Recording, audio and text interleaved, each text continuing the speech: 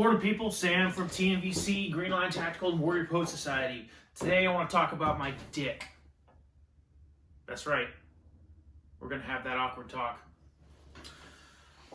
However, it's not that awkward. The DICC is the DTNVG Intergraded Cable Connector. I may or may not have had a small part in the naming of this product. Anyways, Josh Gilman over at Jag Consulting came up with this product probably a year or so ago. I was fortunate enough to see the early prototype at a night vision class that myself and Don Edwards taught up in New Hampshire. And he has since perfected and tweaked the design, and he has brought it from a prototype to a full-on fielded version. It basically has a battery shunt adapter, obviously a LEMO port on the front of the adapter, along with a cable to connect it to a Anvis or a ground battery pack. This little battery holder also holds your OEM battery cap from Acton Black. So just remove that, screw it on there. I put a little piece of Velcro on the back, so now I'll just throw it up there so I have it if I need it. Installing your DICC couldn't be simpler.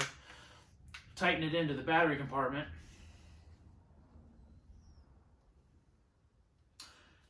Install dot to dot.